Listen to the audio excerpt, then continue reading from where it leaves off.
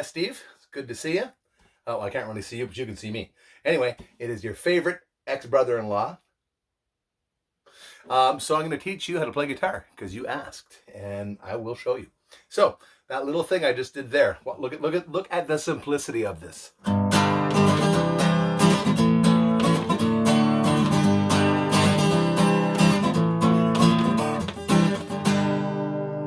Not much to it. Not much to it at all.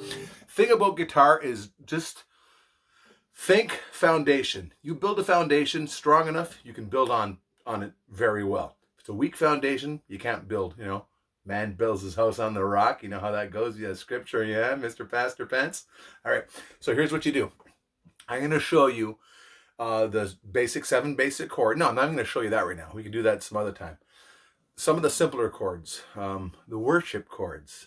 Maybe we could say. Okay, we have a G. There's different ways to play a G. A G chord. Now I'm going to show you this, and I'm going to make it as simple as possible as I can. So, people will say to play a G this way. I would say play it this way for now. It'll feel weird. It's going to feel weird when you play it, but that's okay. It'll get so natural. Like if you say to me G, I'm like G, F, G, D, E, F, G, A minor, right? Like my hands just jump into position. So here's the G. It's on the 3rd fret. Oh, even before we get started, let's even make sure the guitars are in tune, okay? I suggest you get yourself a tuner. They're not that expensive, and, it's always have a guitar tuned. So if you get your top E, go to your piano and hit the E note. If you're not sure, ask Charisse. She probably knows. Hit an E, a low E, right? Then go to the 5th fret. Now, I've had students say, you mean the fret like there? Like right on the fret? No, you always play before the fret. So this is the 5th fret. And you could also tell because on your guitar, if you have an acoustic, there's probably a dot locating where the 5th fret is because you want to look at it from the top, right? You don't want to be going like this while you play. I mean, you can, but it's kind of goofy. So 5th fret. So once you get your E tuned to the piano, like boop, boop, nailed it. Go to the 5th fret of the A string and press down. So you're behind the fret right there. Press down. And then the note below, the open note, the A string, should sound the same. Right? Okay? Did you get that? So 5th fret of the E string, you play that note, just push down on it. Doesn't matter what finger for now. And then while that's ringing out, play the note underneath it. So then play the note beneath it. So top note, second string. Okay, they should sound the same. If they don't, like I'll throw this out of tune for you. So I'm taking the A string out of tune. Okay, so now we got the 5th fret, then the A string. Ooh, they're out. So one thing you could do is do this. I'll back up so you can see. 5th fret, play that note, then play the A, right? So watch this. Okay?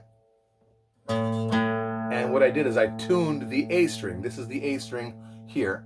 And so I tightened the string so it would go up higher. So if I do this, okay? Now, one thing as time goes on, you'll get used to the sound waves. That means when a string is out of tune with each other, they're slightly out. Let's say they're supposed to be in unison, sound the same. If one's slightly out, you'll hear a sound wave going. The more it goes out, the more the wave will be like. And the more you put it in tune, it's like.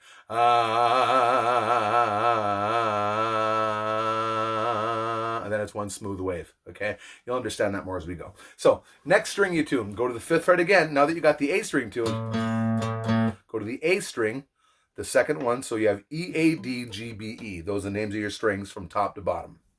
So, have any problem with that? Just rewind it. E, A, D, G, B, E. Okay, so then we got this. Okay, that's your 5th fret of the A string, and that's got an open string underneath. Should sound the same. That's your D.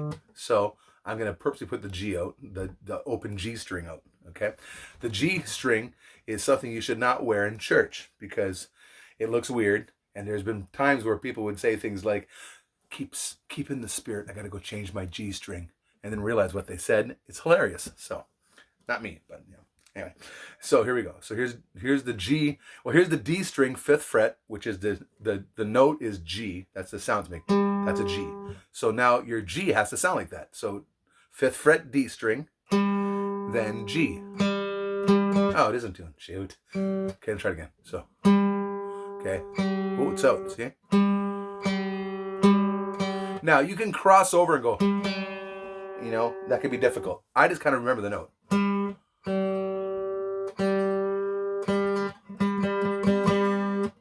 If you play them together, they should sound good. Now, here's the tricky part. When you're going to tune you want to tune now the B string, which is the 2nd from the bottom. So where do you put your finger? On the 5th fret? No. Now you're going to go on the 4th fret of the G string, the one you just tuned. That one, 4th fret.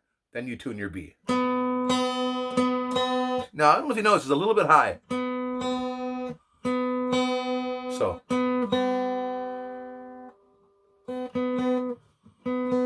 Now, you probably didn't see me do it. I'm pretty sure you didn't.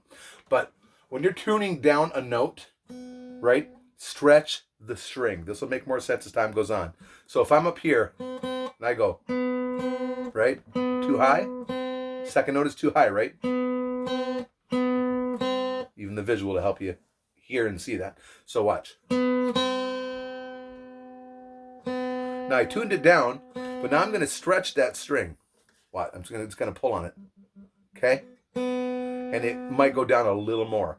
Why do I do that? Because when you're loosening a string, if you pull and stretch a string, you might be loosening it on the reel, but it's still could be kind of hanging on a tiny bit when you loosen it.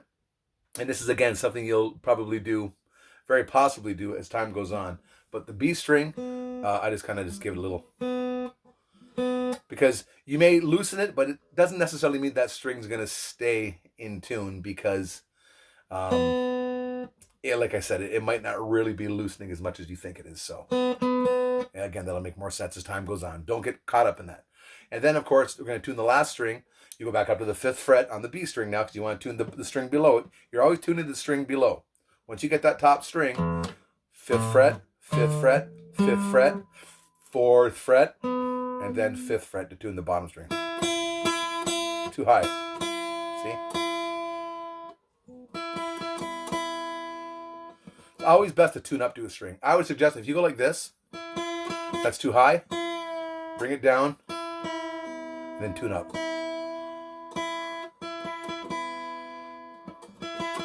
If you tune up, you don't necessarily have to stretch it. Here's your guitar. Tuned.